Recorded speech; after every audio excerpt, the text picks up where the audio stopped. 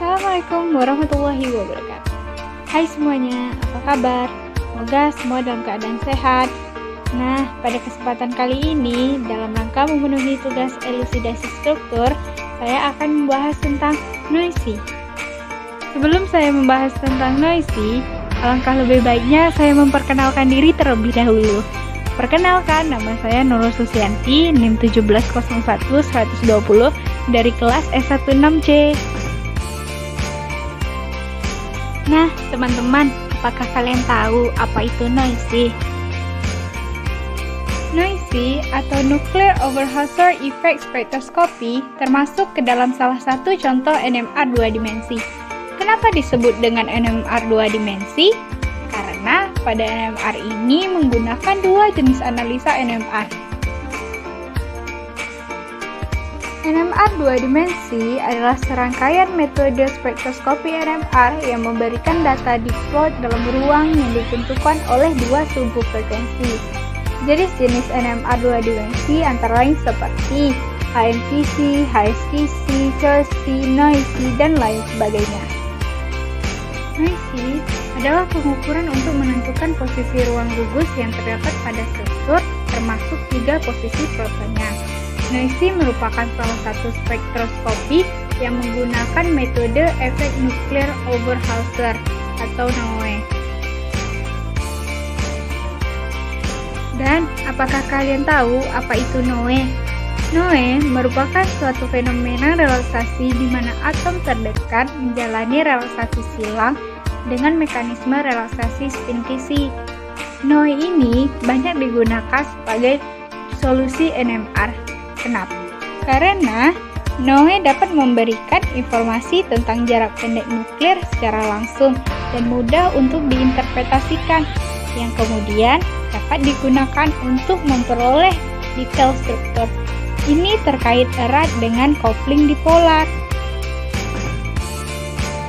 Spektrum noisy menggunakan efek Nuclear Overhauser atau NOE untuk memberikan informasi tentang resonansi foton.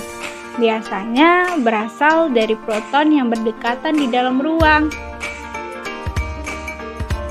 Noisy hanya terdiri dari 3 getaran, masing-masing getarannya yaitu 90 derajat. Urutan getaran noisy di mana D adalah penundaan relaksasi, P1, P2, dan P3 adalah getaran 90 derajat, T1 adalah waktu untuk dimensi waktu, dan D2 adalah pencampuran tertunda untuk terbentuknya NOE. Noisy dapat digunakan untuk analisa struktur, baik struktur kompleks ataupun molekul kecil. Salah satu aplikasi dari noisy adalah dalam studi biomolekul besar seperti pada NMR protein. Noisy juga dapat digunakan untuk analisis struktur pada molekul kecil, namun seringkali sangat tidak sensitif dan butuh waktu lama disebabkan relaksasi yang lama, sehingga biasanya menggunakan NMR 1 dimensi untuk analisa karena metode tersebut lebih sensitif. Ada beberapa langkah yang dapat dilakukan untuk memaksimalkan peluang mendapatkan data noisy yang baik. Langkah-langkah ini salah satunya melibatkan sampel itu sendiri. Adapun pertimbangan yang terkait sampel yang pertama yaitu kemurnian, di mana meskipun dimungkinkan untuk menjalankan eksperimen noisy pada sampel yang tidak murni atau pada campuran, biasanya hasil terbaik akan diperoleh untuk sampel murni atau komponen tunggal. Pertimbangan terkait sampel yang kedua yaitu konsentrasi. Jika konsentrasi sampel itu terlalu tinggi, maka resolusi spektroskopi dapat terdegradasi. Dan jika terlalu rendah, maka puncak lintas yang lebih lemah mungkin tidak ditemukan, sehingga perlu konsentrasi yang tepat.